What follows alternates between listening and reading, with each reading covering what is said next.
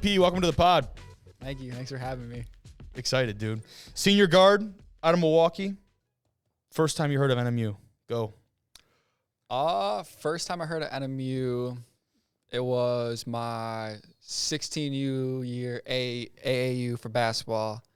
And Coach Matt was down there recruiting, and he was checking out the 17U, the year older. Okay. And some of the guys were hurt on that team, so I played up, and I played pretty well. And Matt and my AAU coaches had a pretty good relationship, so kind of just started talking to Matt through them, and then I got a scholarship offer, and that was kind of that. And the rest is history. Yeah, pretty much. Yeah, that's nice. So, yeah, it worked out. So, initial impression, you start that relationship, those first couple conversations there. What's the initial impression of Northern and Marquette?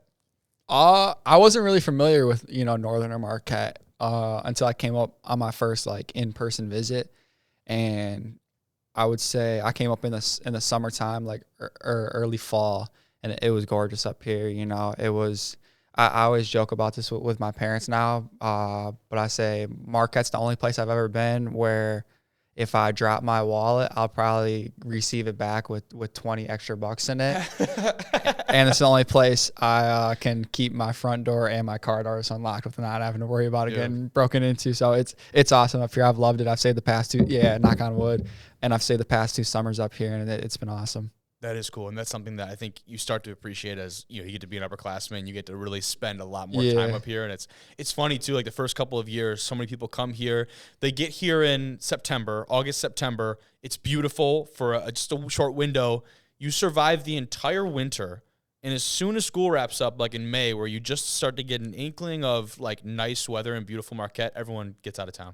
Yeah, was it last year or 2 years ago that 3 weeks before school let out, it was 75 and at the beach, and then the next week we had a blizzard and 2 years ago. Yeah. And then I was in Baltimore. I wasn't even here. Yeah. And I'm getting Snapchats from people in Marquette who are on the beach wearing swimsuits, and I'm wearing a winter jacket in Baltimore. Yeah, we were on the beach. It was 75 and sunny out, and then the next week class was canceled, and it was we got 6 inches of snow. So you go back, those initial impressions of Marquette, of Northern.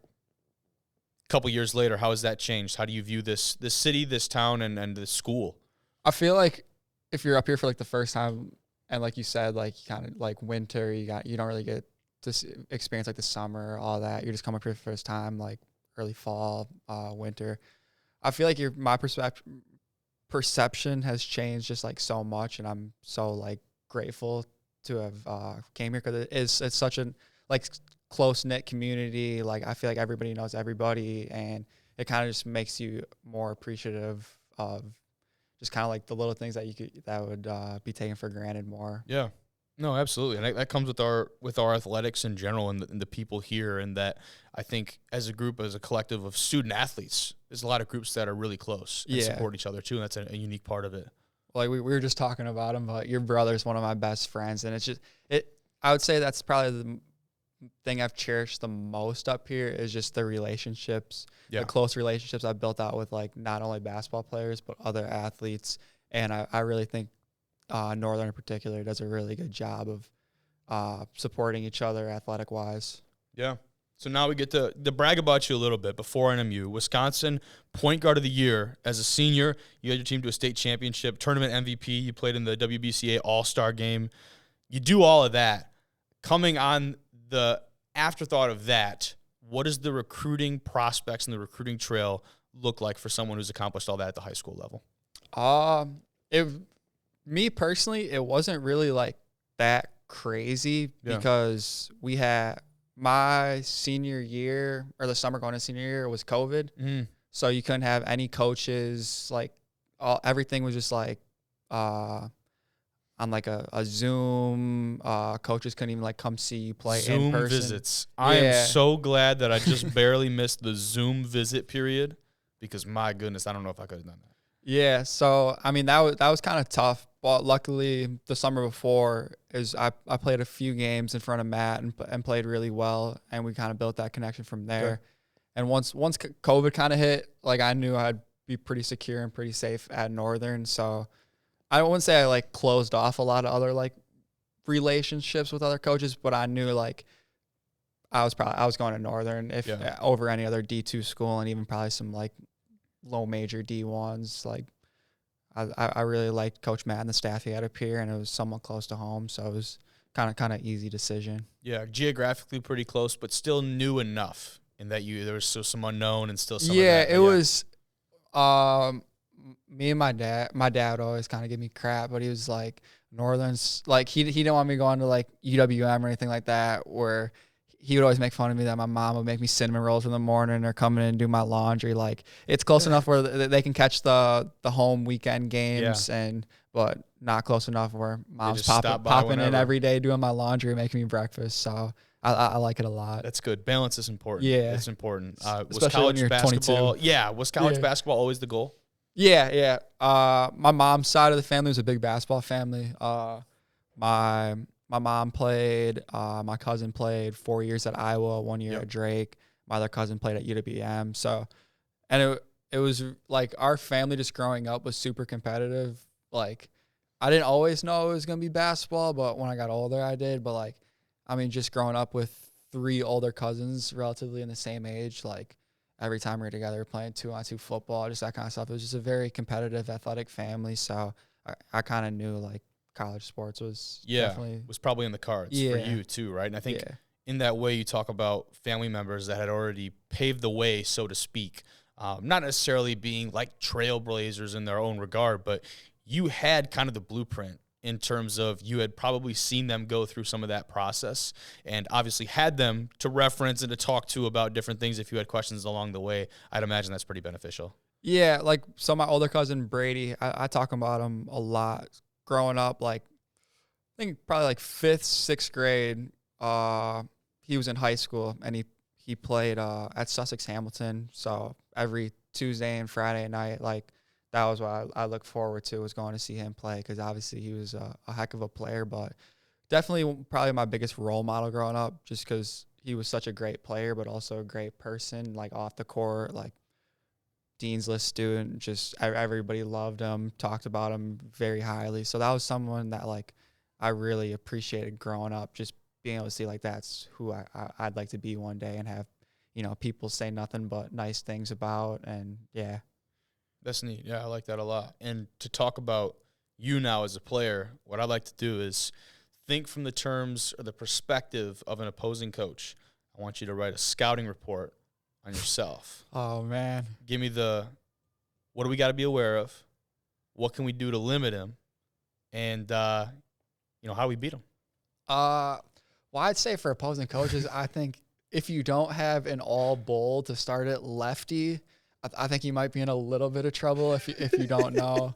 I very rarely use my right hand, but I think, lefty, some other coaches, I'll just do the 2 things that you can start with what you're good at, too, though. We don't have to go right to the weaknesses. I was going to say flopper. I mean? A lot of coaches probably think I'm flopping, or I just tell the refs I have long hair, so that's why it looks like I flop. But I would say definitely dynamic.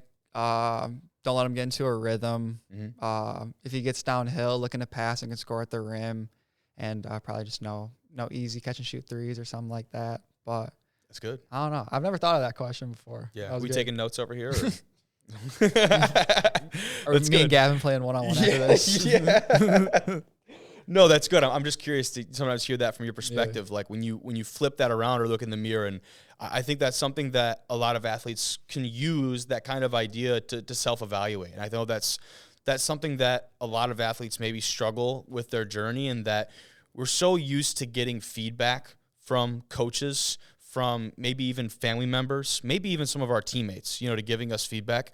But how often can you sit down and give yourself some of that feedback? How often are you able to set aside time to look yourself in the mirror and not necessarily reevaluate your entire life and your purpose and some of these other grandeur ideas, but when it comes to, to playing the sport respectively, and how many times can we give ourselves some of that feedback and use some of the things that we've experienced as athletes, to better our play, but also better our experience, playing the games that we love? Do you think about that often?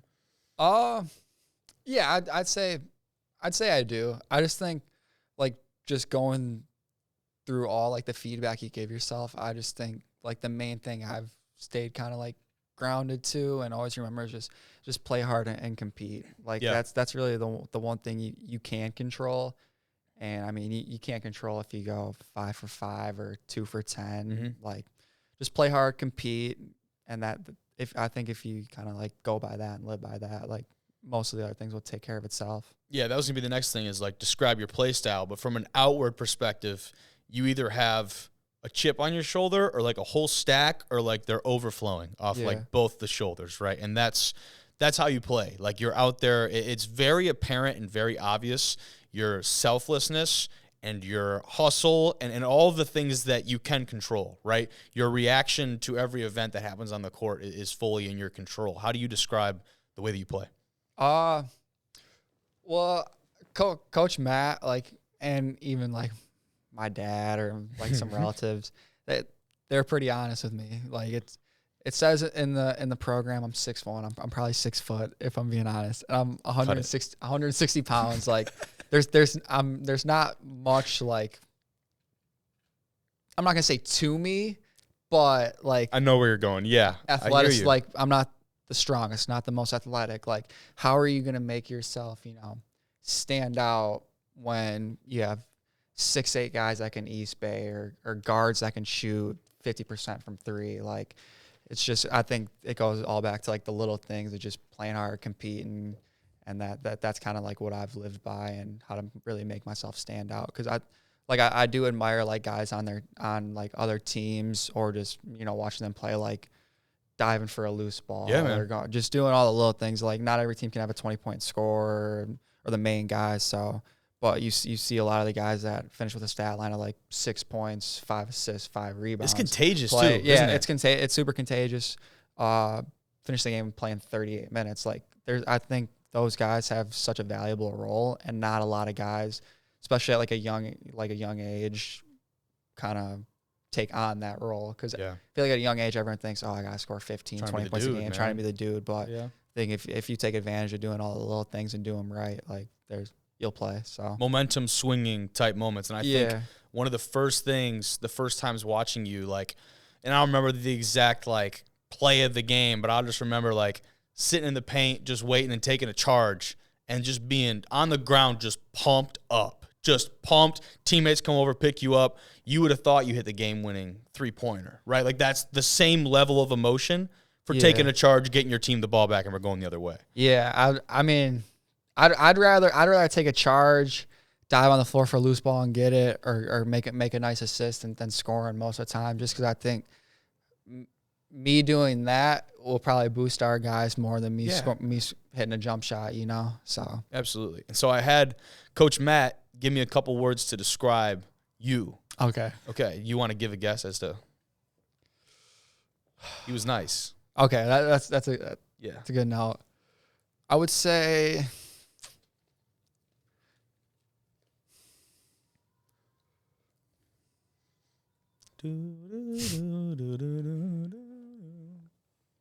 Passionate. Okay. They didn't make the list, but that's a good one. Okay. I can go from the top. So competitive. Okay. Which I think goes hand in hand. That was my next guess. Describes yeah. Winner. Yeah. Scrappy. Yep. Spunky. Okay, I like that. And smart. Okay. So like in all facets. I mean, really all encapsulating there.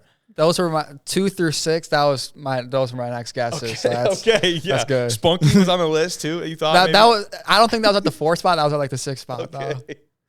That's good, man. But I mean, a wide variety there. But it all comes down to like doing what you have to win. Like winner for me, and I think for him too, is at the top of the list. Yeah. Like everything else comes secondary to winning and wanting the team to succeed. Right. Yeah. Like I mean, I hate losing more than I like winning. And I'd probably say since my junior year of high school, I've always been on like a winning team. Yeah. AAU, then high school, winning state, and then you see what we've done in the past 4 years at Northern, kind of turn the program around. Like I'm not accustomed to like losing I just think if you get comfortable losing like that. That's it. You're done. Like you just gotta fall in love with the process of winning and what it takes to be a winner. And once you get there, like you just want to keep that feeling. Yeah, and you came in and started doing that. I mean, right away when you get on campus, and maybe the results weren't there right away, but you talk about the process. Like, you guys started that very early on. As a freshman, you come in, you play 30 games as a freshman. That's a stat that you might be in a pretty exclusive club there, especially at the D2 level. Like, that's a tough thing to do. What'd you learn in year one? What didn't you learn might be a better question, actually. I would say for, like, all athletes coming in, I think your freshman year is your hardest year. Sure. Like, if you can get through your freshman year, everything kind of, in my opinion, gets easier because your freshman year is such a roller coaster. Like, my freshman year, I played 30 games. I think I played, like, 19, 20 minutes a game. And, like, even that, like, I'm coming from, you know, starting point guard, one state, played 36 minutes a game. Yeah, like, so I think once you first arrive on campus, like, you realize that there's 17 guys on this team, and all of them, you know, were the man at their high school. So now you kind of got to take a step back and really kind of figure out, like, what you got to improve on. And I think my freshman year, I learned a lot about myself and my game. And I think your freshman year is your biggest learning year too. And you see a lot of guys in college, in my opinion, make a huge jump from their freshman to sophomore year just because they get a year under their belt of what they really need to work on and what, you know, they really can improve on. Away from the court, how about that? What'd you learn about yourself? New school, new place, new team, new coaches, a lot of new. What did you learn about yourself that maybe was new in that first year? Well, so I'm an only child, but I was kind of used to just being not on my own, but, like, how to only, like, imagine you not having, like, Cade. Yeah. It would be a little different. Yeah. But getting to college, I kind of figured out with myself, like, I'm okay, like, doing stuff on my own. Yeah. And I kind of, that's where I kind of find the most peace, is just being on my own. And it's okay to, you know, do stuff on your own. And you don't need to rely on a lot of other people and just kind of figure it out yourself. I like that. I know it's like, for one, is like maybe a funny example, but going and watching a movie on your own, like, some people see that. Like, you go to the theater by yourself. You crazy. Yeah, I haven't made it to that level yet. I'm saying, bro, you try it out. Different. That's another level. That's another level of enjoying your time, man. But, you know, going and maybe struggling a little bit as a freshman in terms of with coping with the different playing time, or maybe not having some of the results on the court. How do you deal with some of that? And, you know, is there any process for you to basically take that, use it as fuel, obviously, and turn it into what will be hopefully a more productive, you know, next season? Not really, just because from my perspective, like, the position I was in, like, I was a true freshman, you know, like you said, probably a pretty exclusive club, you know, playing 20 minutes a game on a team that was one game away from the NCAA tournament. Like, looking back on it, like, that's not too bad. Oh, like, it's really good. A lot of people have probably had it a lot worse, and some people don't even get that opportunity. So just being always grateful for, you know, the experiences and that kind of stuff always kind of kept me grounded, at least. Yeah, no, I think those are very real expectations. I think a lot of people maybe struggle with that coming to the college level, and that they expect maybe even more than what you're able to experience, and there's a little bit of a wake-up call. But it sounds like you came in with some more real expectations than a lot of others. Yeah, and it definitely helped, too, that we had my freshman year, we had a point guard, Justin Brookins, who played D1, played under Matt at a JUCO, and he was super solid just about his work ethic and how he went about, you know, the game of basketball in general. So that was pretty awesome to look at and kind of learn from. Yeah, and so now you go into the sophomore year now, and that's where I think you hit kind of your first major setback in terms of injury. Yeah. Right? You're only playing 19 games, down from a year ago. And so that's a big piece of, like, here we go now on this roller coaster of ups and downs that is college athletics in a nutshell. Talk to me about that experience and hitting what, at least from the outside looking in, felt like maybe your first big roadblock. Yeah, that one was pretty tough on me. Just 'cause before I got hurt, I was playing really well. Like, I think I was like 17, 4-4 a game as a true sophomore. Yeah. And we were rolling. So, I mean, that was kind of tough. But, you know, great coaching staff, great teammates. Like, they kind of kept me, you know, in the loop. And I, like, kind of what I said before, like, a lot of people could have it a lot worse. Like, it's perspective is everything, right? And injuries happen, and unfortunately it happened to me, but how can I show up and, be the best teammate possible and just keep it pushing. Like you can either cry about it and whine about it, or you can just take it on the chin and just keep moving. Yeah. And, no one really likes a crybaby or a whiner, so you kind of just got to keep it going. No, I hear you. Any good thought processes or methods that you use in terms of maybe overcoming some of that and getting yourself to that part? Because it's easy to say that, obviously, in retrospectively or retroactively, right, looking back on that. But in the moment, maybe a little tougher to think in that way. Are there any kind of tricks that you had or things that you thought or practiced that helped you with that? I mean, pretty much just from that time, also just looking back at it, like I put in too much, work and time since I was 5 years old to, kind of let this bring me down. So just keep your head up, keep working, and, things will get better. I know for me I talked with a mental coach after some of my injuries because, I think after, season-ending injury number 2, I think you're like legally obligated to talk to someone because my gosh. But one big thing that I had talked about with Kevin Grammons was his name, and it was the 24-hour rule. And it was, something that is obviously very negative, like a big injury happens. You get 24 hours to grieve and poo-poo and throw your whole pity party and do the whole deal. Get it out of your system, flush it, because as soon as that time is up, as soon as it's over, you're not allowed to do that anymore. You got to move forward. You got to be a different person. And I think it's important to give yourself a little bit of that time and to have just a twinge of that selfishness of like, man, I put so much into this and something out of my control is coming to take that away.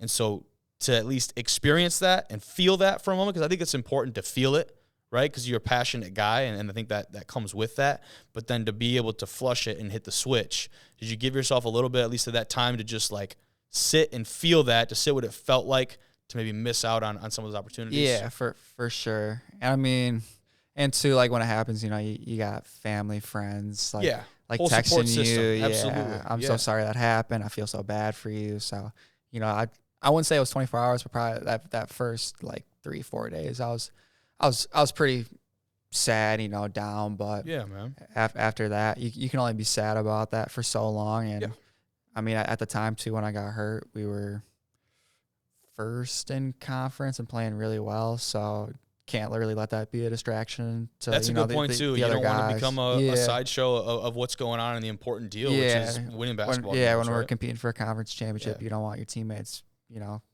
worried about what's going on with you or drama that's going on with you. So how do you stay engaged? I think this is something that is tough for a lot of people to handle, especially when you talk about injuries and this feeling of not being as involved with the team. How do you stay engaged with the team when you're not out there going through all the drills, you're not participating in maybe all the lifts, if you're not involved in every part of the process that you've become so accustomed to? How do you stay engaged with the guys?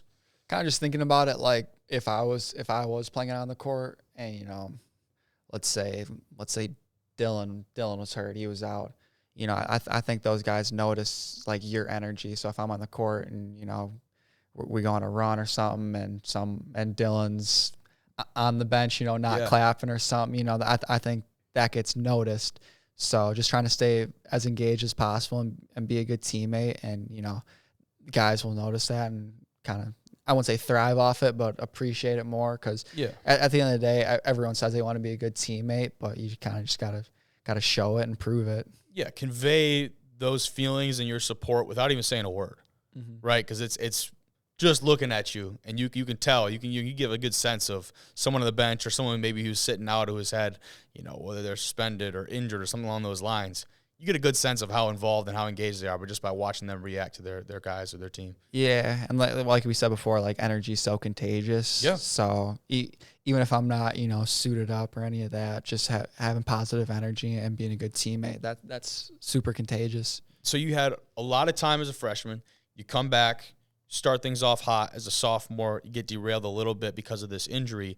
Growing, I'm assuming, starting into that leadership type position that sophomore year, you're starting to maybe take on and shoulder some of that responsibility.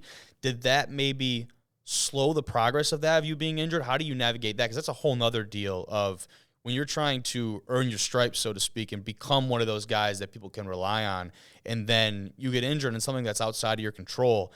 It's hard to maybe just pick up right where you left off and trying to be a leader on the team when you've had this hiatus of not being able to just go out there and compete.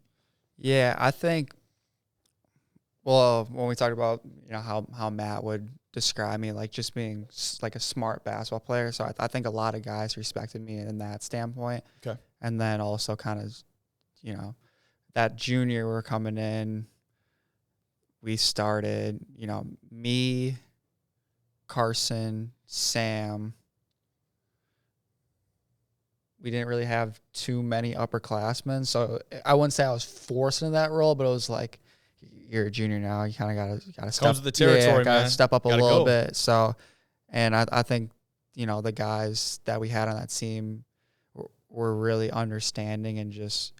I would say we also didn't really have a leader. Yeah. It was just everyone kind of just led by example, and everyone knew like day in and day out what to do and what the expectations were. Which can work, right? Yeah. You don't necessarily need a dude to like shoulder that and be the voice.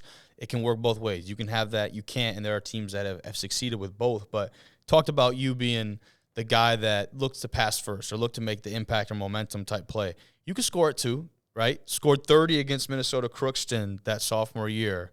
And talk to me about that. Like that had to be a pretty neat moment for you, even though, again, it's not something where I'm going down the court. Your thought process isn't, how do I get open and take the shot immediately? You're still able to capitalize on those moments. And I had to feel, at least from an outside perspective, that's got to be a good moment to yourself to maybe just prove to yourself, like, hey, I'm still that dude, and I can still go out here and put up 30 in that kind of situation. Oh yeah, my sophomore year, I thought I was that dude for sure. But as I got a little older, little knee problems, I'm not that dude anymore. Confidence was not the issue sophomore year at all. No, I think after that game, I think I had like 6 or 7 threes, and I only missed like, wow. I think I was like 6 for 8, 6 for 9, and like the first thing I think my dad said to me after the game was, "That was a terrible shot you took on your 9th attempt." Like after like a heat check, so that was pretty funny. But that's good. No, I think my sophomore year was the year like I said, making that jump from freshman to sophomore year. I took the summer of going into my sophomore year like super seriously. Yeah, was in the gym with my trainer like 4 times a week and just knew 3 or 4 things I really needed to improve on to get better. And it was also kind of to my advantage my sophomore year, because you're especially on a team with like Max B, Carson, Sam Schultz. Oh, yeah. Like I was probably like 4th, 5th guy on team scouts early in the year, so I don't think they really like respected me or guarded me as how I thought they should. So definitely took advantage of that early on. Let them know, man. Let them know, and I think that's a good point too. I wanted to ask, kind of going off of that, how has the scoring portion of your game kind of evolved? And I guess before we get into that, because I think a lot of people associate scoring with confidence. Mm-hmm. Those aren't exactly a linear relationship, but a lot of people like to think that the more you score, the more confident you are because you can just pull up from wherever. And I think when you talk about the prototypical progression of a college student athlete, they come in out of high school real confident. That gets shattered usually early on because you're coming in, whether you're playing basketball, football, volleyball, hockey, whatever it is, you're the new kid on the block now. You're playing against athletes that have been doing this for 3 or 4 years, and usually you're humbled pretty early on, and you've got to build that up over the course of the next 2-3 years.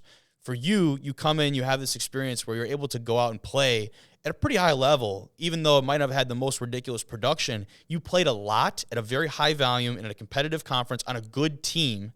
And so I don't think, at least from listening to you, you maybe didn't have that moment of like having that confidence shattered, and that carryover into that next year was really beneficial for you. How do you kind of that mirror at least kind of what you think about it?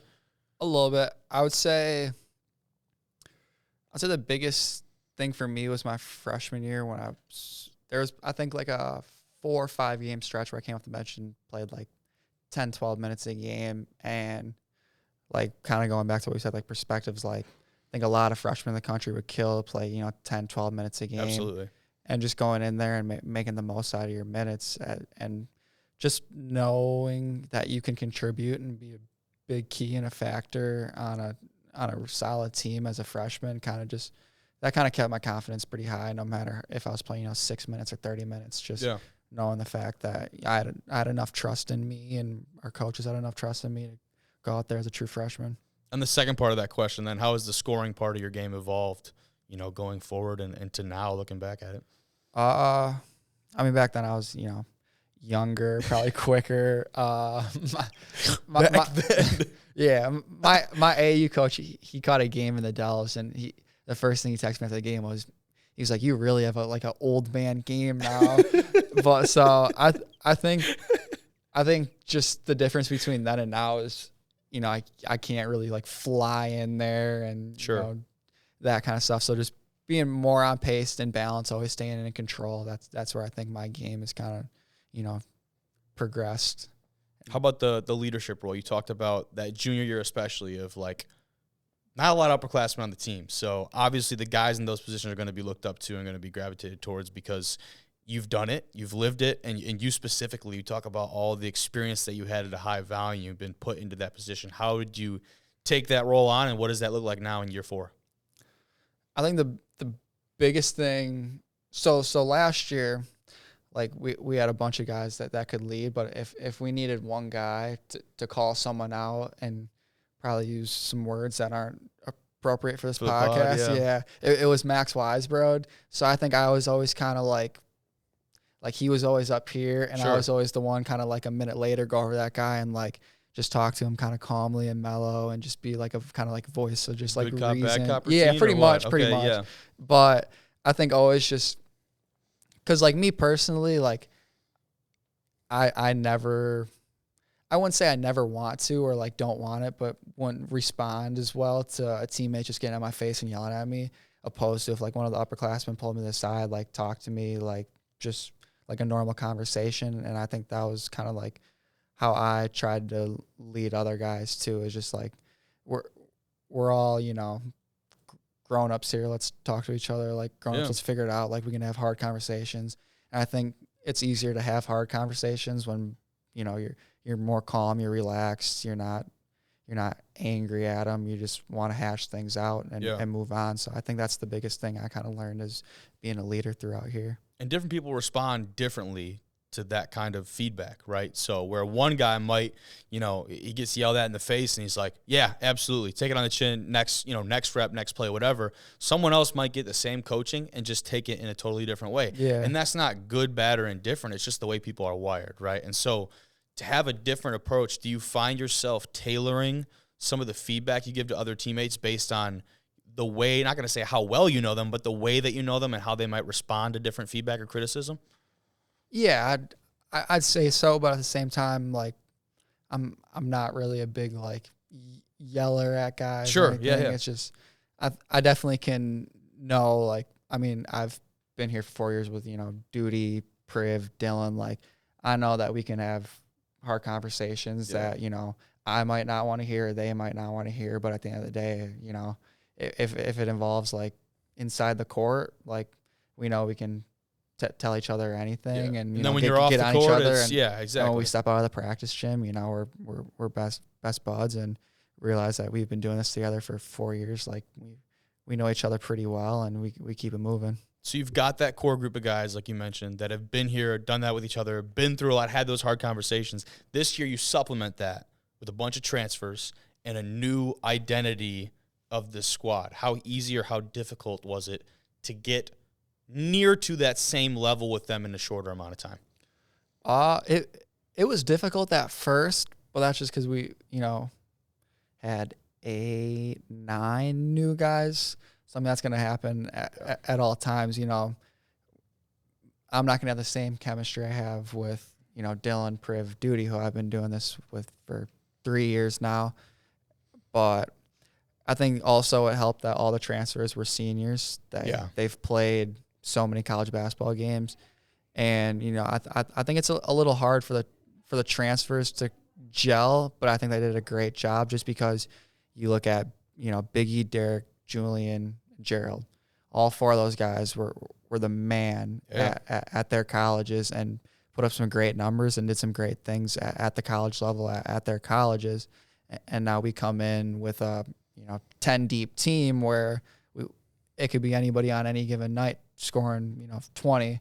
So I think as the season progressed, I think we've gotten a lot better at just accepting the moment and kind of rolling with the hot hand and being happy for everyone. So I think this group of transfers has been really good. And I think what they also maybe didn't have in common, at least from what I had seen, is that they didn't have the success level at those spots, right? Where that individual success did definitely come for them, and they had put up these numbers and filled the stat book. Maybe they didn't have the level of team success that they really wanted to be a part of. And now for them to all come here, knowing that there's going to be a bunch of dudes that could potentially be the guy, they all seem to have put that somewhat aside in favor of having a season that they really are going to remember for having, great team success and going and making a run.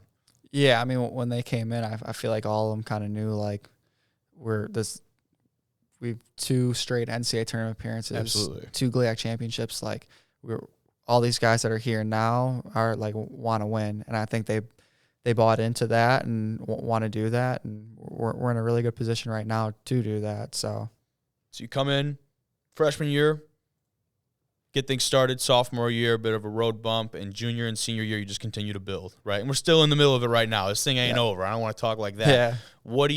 To this point, what are you most proud of throughout your journey here in terms of yourself and what you've been able to accomplish? It's a good question. Thank you. I try.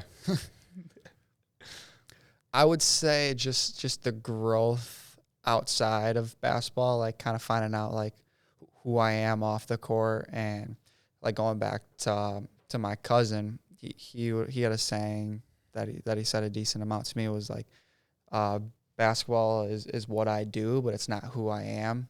And I think I kind of figured that out. Like, I like that. Eventually, you're not gonna play basketball anymore. You got to figure out who you actually are as a person, an individual, and like what you value in life. And I think throughout the 4 years, I've kind of got a pretty good grasp of that. So. And that's actually, you just keep leading me right into my next piece, because that's really the next thing, and that it's the question that all athletes have to answer is, for your young life, basketball has been ingrained in your identity as a person, and it's what people associate with you, for better or worse, because it's such a big part of your livelihood. When you, quote unquote, lose basketball, not to say you can't ever pick up one again after we close out the year this year, hopefully with another couple rings. Yeah. How do you retain some of that identity without losing that competitive nature and spirit and the things that bring you and brought you to basketball in the first place? When you miss the actual playing of the game, how do you keep the qualities that it taught you? I think is the best way to phrase it. I think, especially in my time, like I'd say since probably high school, just, a lot of people knew me from basketball, but like my biggest thing was how do people like remember me like off the court? Like, yeah, you could say, oh, he's on the basketball team, but, building a sense of like, I don't know, engagement with the community, being good in the classroom, being good at, like I said, in the community, and just have people, respect me. I think the biggest thing you can do is create really good relationships and create lasting relationships. And, for first impressions matter. And I think I make a pretty good first impression to a lot of people I meet, and that's been really most important to me. Yeah, like what are they going to remember from a conversation with you, right? Not necessarily about you, but what are they going to remember about, one, what did you say, but really more importantly, too, and how did you make them feel, right? Like that's the real one, right? Yeah. And that if you can remember, and you remember vividly the way that someone made you feel, hopefully that's for the better. That's something that you hold on to, and that you're talking about, not something that is associated with sports entirely. But I also wanted to ask on the other side of that, talked about how you maybe have changed from year 1 to year 4. How has this place changed around you? What have you seen at Northern change from year 1 to year 4, whether it's your team, the athletic department, the school in general, and this town and this city? What has changed around you in your time here? I think just a really big emphasis on, athletes supporting athletes. I think Northern, since I've been here, has gotten really good at, building good relationships within all the athletic teams. And then for the basketball standpoint, like I think we've done a really good job, like building a good reputation throughout the community. Because when I got here, it wasn't the best. So it feels good knowing that, me, as it started, me, Dylan, Duty, Priv, like one of the first groups to come in and just see the growth and like how much the community like enjoys us and respects us, and just leaving a good impression on a lot of people. 4 horsemen of NMU basketball. Might need a graphic. Duty's a leader. I love it. That's all I got for you, BB. Thank Appreciate you, brother. it, man. I appreciate it. It was awesome.